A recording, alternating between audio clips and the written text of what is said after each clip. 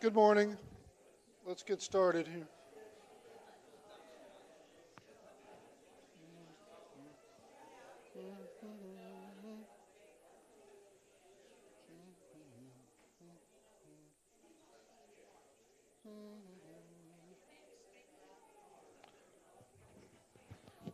Good morning. Let's get started, please.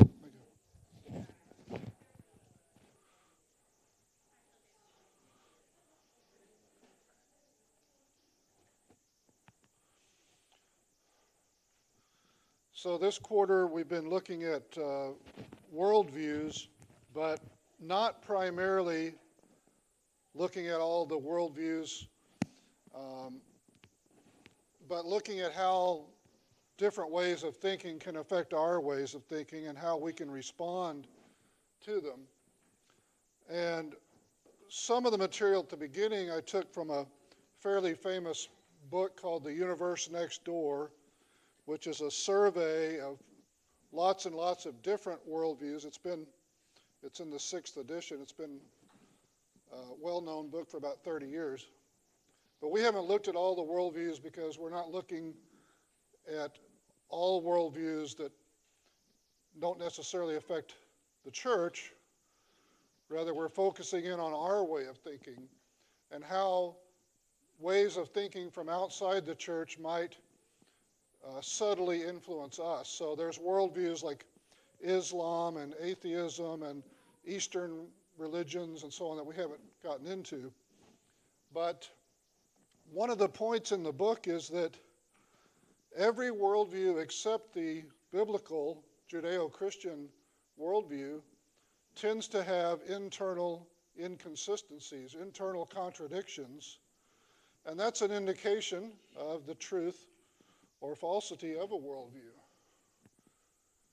Now, for example, one of the worldviews we looked at briefly was deism, which was influential amongst a minority of influential founding fathers in the U.S. And the deism had the idea that we didn't need revelation from God through the Bible. We could just use our reasoning powers. And from our reasoning powers, we would arrive at morality, how we should live, the truth of life. And it turned out that their claim that everybody would end up at the same destination if they just used their reasoning powers was not true. In fact, you can look around at the world today.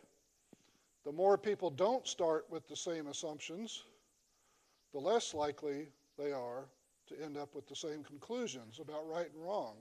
We live in a very fragmented world today, just with respect to what people say is right and wrong. And that's kind of an inevitable outcome when you don't start with God. Another example is that there's a variety of worldviews that have some sort of atheism at the root of them.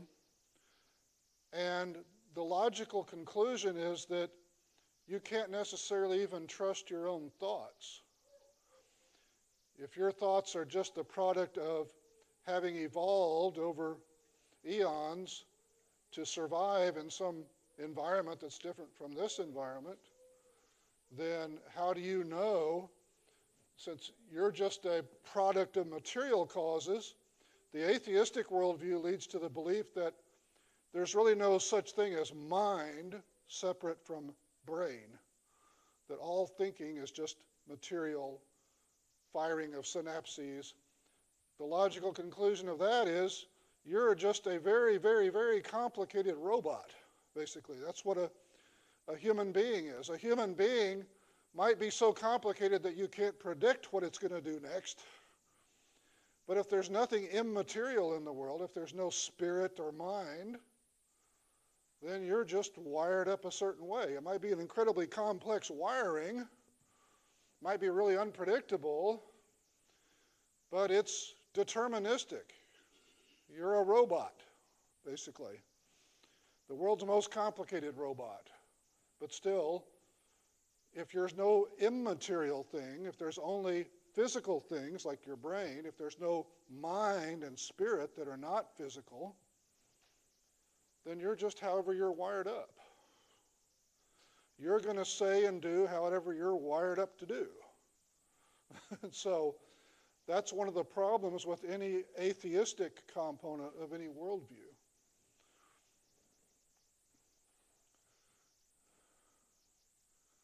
Now, we've been looking recently, in recent weeks, at moral relativism, which comes in various varieties. And it could be the claim that morality simply differs from culture to culture, or it could say that morality differs from person to person, based on your feelings, your experiences, what's right and what's wrong. And any relativistic worldview, which bleeds over into postmodernism in general, will exalt tolerance.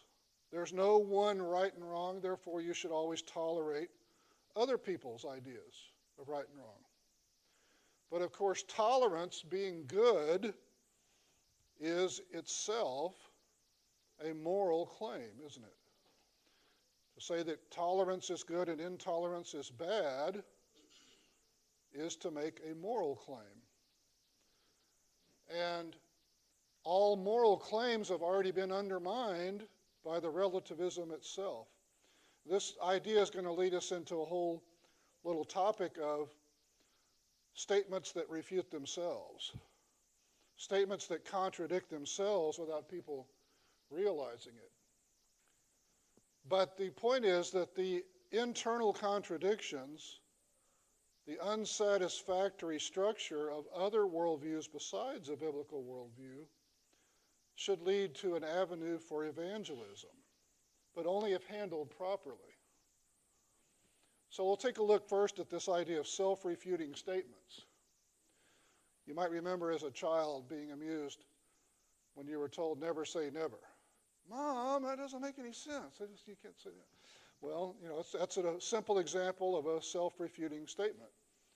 But the more important self-refuting statements are the ones about truth and morality and knowledge that come from these worldviews that are relativistic or atheistic. For example, there's no absolute truth.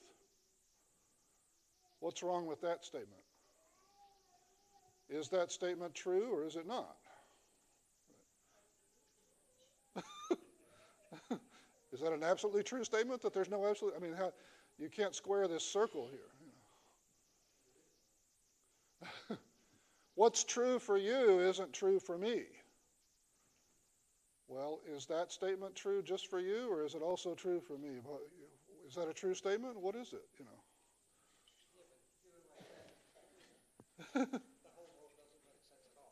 Oh, but if you claim the world has absolute truth, there's no inherent contradiction. If you claim that in the mind of God there is truth and our job is to discover it, which we might not do perfectly because we're imperfect, then there's nothing inherently contradictory about it. But if you say there's no absolute truth, then you have the problem of, well, is that true? And if something's only true for you or for me, well, is that statement only true for you? Or is it true for me too? Or, that everything is self-contradictory when you don't have this foundation in God. Now, another more subtle variation is not that absolute truth doesn't exist. Maybe it exists, but we can never find it. We can't determine what it is. And if we can't determine what it is, then we can't impose our truth on someone else, right? Because we can't really be sure we found the truth. Well, how does someone come to know that that statement is true, that you can't find truth? What process led them to that little discovery? And why does it only lead to that one truth and not any other truth, if that statement were true? The scientific method is the only way of knowing truth. Well, is that a true statement? If it is, it's not one that you can derive from the scientific method. In fact, that's not a scientific statement, that's a philosophical statement. about the nature of knowledge. It's not something you can measure or determine in a laboratory. It's a philosophical statement. So in order for it to be true, there's got to be some truth that's philosophical truth at the very least. There's got to be something that's not scientific truth. So you should always be tolerant. Don't judge anyone else's actions. Well, this is a moral claim, right? So that leads to the question, do you judge others who judge? Do you judge other people who are intolerant? Because, that's the implication, is that you're declaring them to be wrong for their judging. Well, now you're judging them. So once again, this inherent contradiction. You shouldn't force your morals on others. Well, that's a moral claim. It's a statement of right and wrong, isn't it? So are you trying to get everybody else to go along with it? Are you trying to force that on everybody else? I mean, all moral claims from a standpoint of moral relativism are going to have a problem. All truth claims are just an attempt to have power and control over other people. This is the point of view that has come about since the 19th century with people like Karl Marx, Friedrich Nietzsche, in which they take a very cynical view of all of society and all of history, that it's all just a power struggle. And it's all just somebody trying to control someone else. For Marx, it was economically. For others, it was not in the economic realm of life, but in morals. Well, if all truth claims are just attempts to have power, why is this person claiming that? What's their motive? Is their motive to gain power somehow? This is something that was pointed out long ago. There was a famous book called The Closing of the American Mind. And he pointed out that these thinkers like Marx, Freud, Nietzsche, who came about and started to change in the 19th century the way we think, were basically questioning other people's motives, right? These people are just trying to get economic power over you, would be Marx's claim. Freud, you psychoanalyze someone else. The only reason, you don't deal with what they say. You say the only reason they're saying this is because they have a lust for power or for sex or something. But somehow it wasn't fair game to turn that around on those people and say, Karl Marx is just trying to gain power over people. And Sigmund Freud is trying to gain power over people by psychoanalyzing them. And so on. It was a one-way street. You're not supposed to give them a taste of their own medicine. When they say something, you're supposed to take it at face value and consider the truth of it without questioning their motives. But when the rest of us say something, it's okay for them to question our motives. That's where a lot of thinking in the last 200 years has gone. But what does this have to do with evangelism? What does this have to do with reaching someone who has a different worldview than we have? The point of these self-refuting statements is not to go up to someone and stump them and say, gotcha,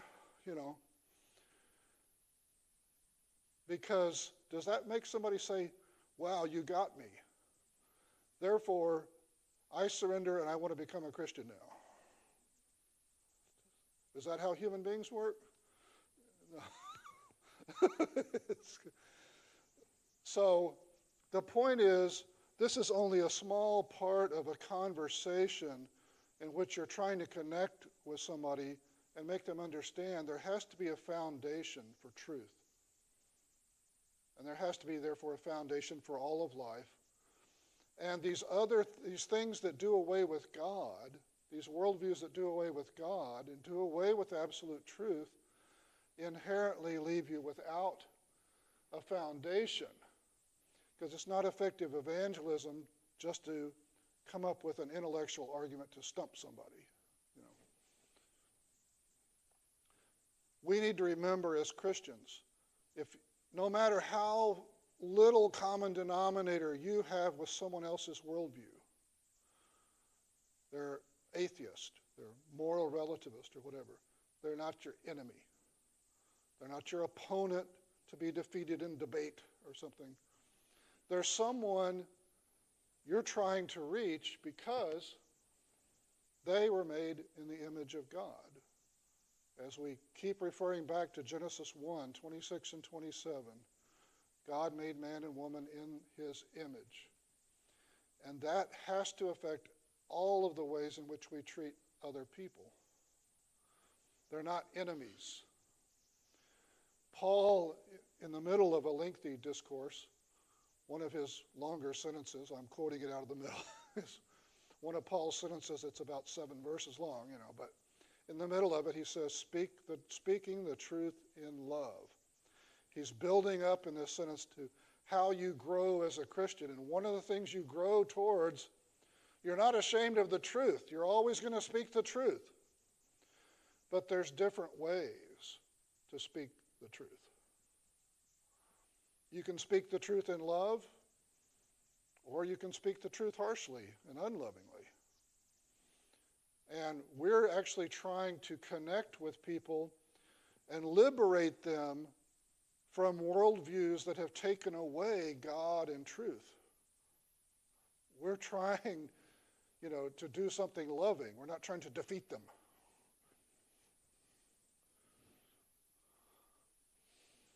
And one of the things, we can't just take this approach of self-refuting statements and gotchas and so on. We need to, I think, connect with people on the level of what kind of life is satisfying?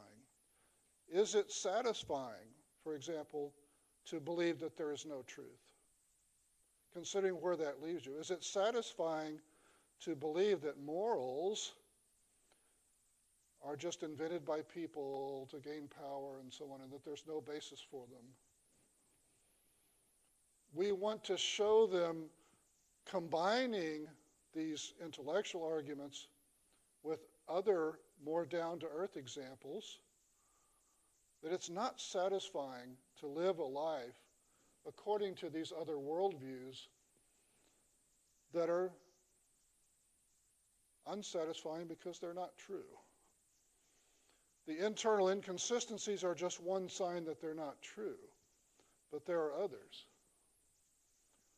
Do we really want to live in a world of relativism? One of the old books I dug out when I was researching this, back in the 1950s, there was a famous book, Why Johnny Can't Read. It was critiquing the way reading was being taught in the schools. And about a decade later, I think somebody wrote something like Why Johnny Can't Add. They were critiquing the way math was being taught in the 60s. And a professor at Boston College, I think, William Kilpatrick, wrote a book, Why Johnny Can't Tell Right from Wrong. So he thought that was a lot more important. And one of the things that motivated him was in one of his college discussions, when he was trying to get the students to admit that there is absolute right and wrong, it's not based on culture. You fall back on the old example of Hitler, and there were actually students in the class saying, well, you don't know the way they looked at things in his culture at that time, and so on and so forth. And he was like, you got to be kidding me. You're actually going to make that argument, And he realized there's a deficiency in the way people are being taught right and wrong. And so he wrote the book to look into, because there are lots of non-academic teachings in our schools. And one of them was a program at that time called Values Clarification. Now, in Values Clarification, the teacher had a training book that said, your job is not to tell the students what their values should be or what's right and what's wrong. Your job is just to be a facilitator. You're going to ask some questions, and the students are going to talk it over, and they're going to figure out right and wrong on their own. And he talked to a teacher who was teaching at an urban high school, who said we got into this exercise that said, okay, you find someone else's wallet. What do you do? And they said, you keep it. Well, now, she's got this guide that says you're not supposed to tell them what's right and what's wrong. They're supposed to figure it out on their own. You're just supposed to prompt them with questions. And so she would prompt them with things like, the basic golden rule idea. Well, what if you lost your wallet? Somebody found it. Wouldn't you want them to return it to you? And students say, life doesn't work that way. If I find somebody's wallet and I return it to them, and a year later I lose my wallet, somebody keeps it. So then I'm a sucker. And she's standing there in front of the class, and she realized, she's not supposed to just tell them, here's what's right and here's what's wrong. They're supposed to figure it out for themselves, except they're not figuring it out for themselves the way she wants them to. They're like, wait a minute, this isn't supposed to go like this. What kind of world do you want to live in? You want to live in the kind of world where people find your wallet, they return it? Or not?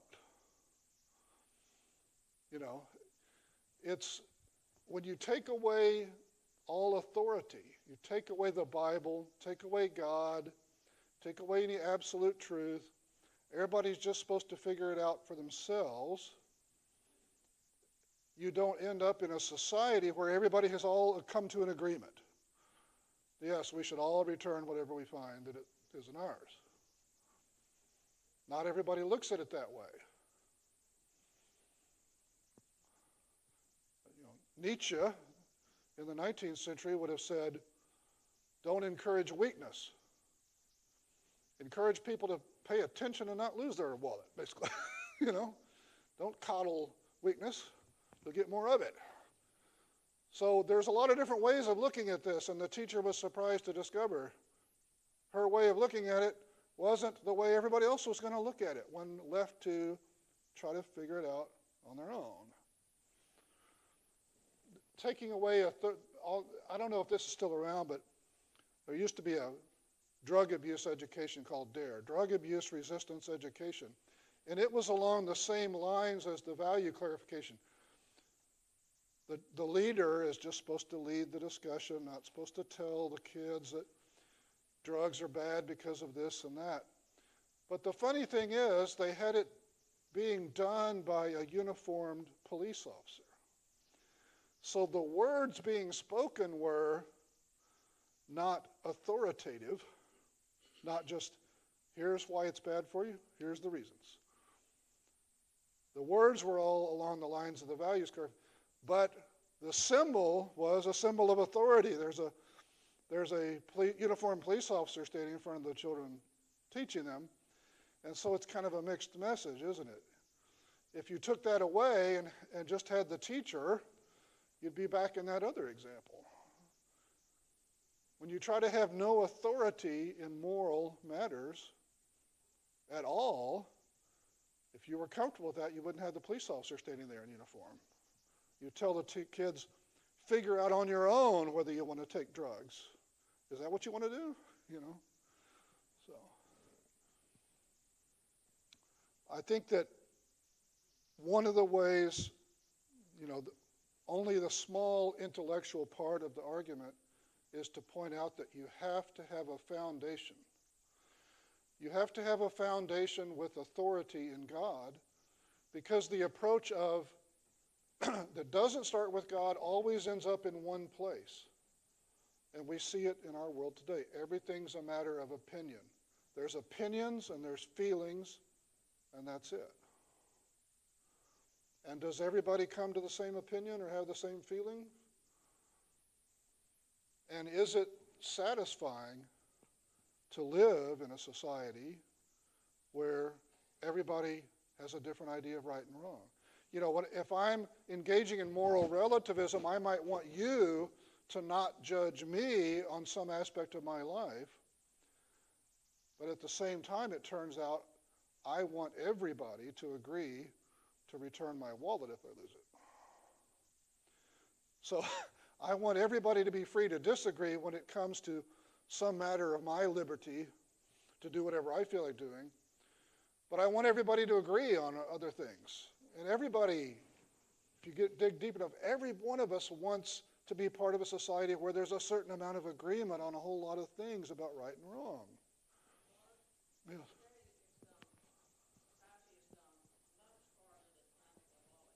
Oh, yeah.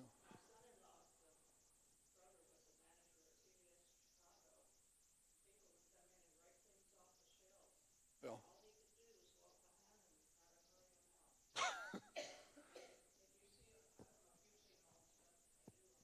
Oh, yeah.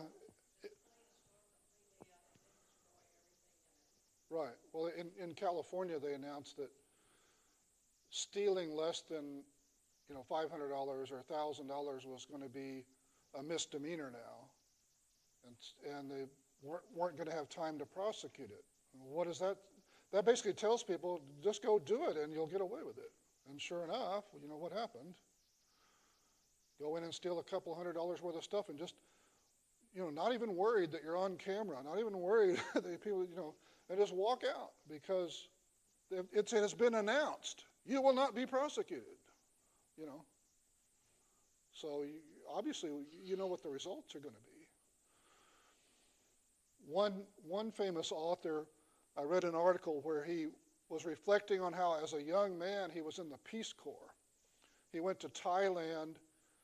In the Peace Corps, they were working on a water project, and many years later he went back to revisit the rural area. But while he was there, he was in Bangkok, and he thought, I'm going to go to see the famous Thai kickboxing arena where there's matches. And he's on the street in the middle of Bangkok, and he asks this young woman for directions. And she says, you go 3 blocks down here, you take a left, and so on. He goes along, he gets about 2 blocks down, and here comes this young woman running down the sidewalk behind him. And she catches him and says, I just realized I gave you the wrong directions. You turn right when you get down there, whatever. And he thought, wow, she ran 2 blocks because she felt responsibility for giving me the wrong directions. And he realized, that's the kind of society I want to live in. But there's no Peace Corps program, no government program, or whatever that produces that kind of behavior. Wouldn't it be easy to rationalize? Okay, he'll go down there and get lost, and then he'll ask somebody else for directions, and then eventually they'll get it right, and so not my concern. She didn't take that attitude. She took the attitude of the golden rule. She took the attitude that had been instilled in her. And it struck me at the time, this was kind of awakening to me, because what was she? She was a Buddhist. She wasn't raised a Christian. We Christians should leaven our society with the attitudes of what is moral and the behaviors of what is moral, right? Because we want to live in a certain kind of world. And it's really not satisfying to live in a every man for himself, dog eat dog world, not my responsibility, he'll figure it out eventually. That's not a very satisfying world to live in. And ultimately, I think we need to talk to people not just at the level of logic and so on, but at the level of what kind of world do you want to live in? Oh, yeah, absolutely.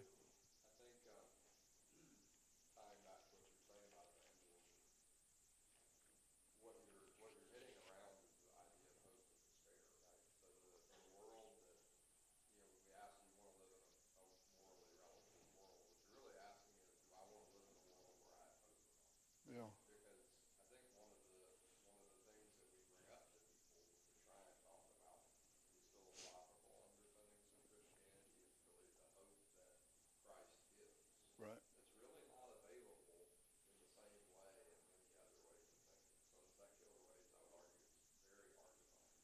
Right. And in, other major religious forms of thinking, it's either very unclear how you achieve reward, or it's a way that seems counter to the actual teachings of the religion itself. And you end up in a situation like Christianity where, Or it's a works righteous burden. Right. exactly.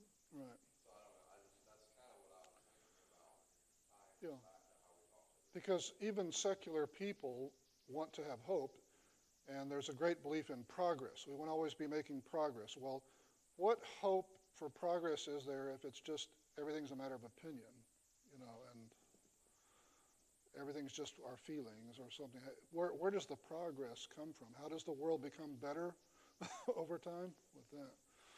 Thank you very much for your thoughts and your time.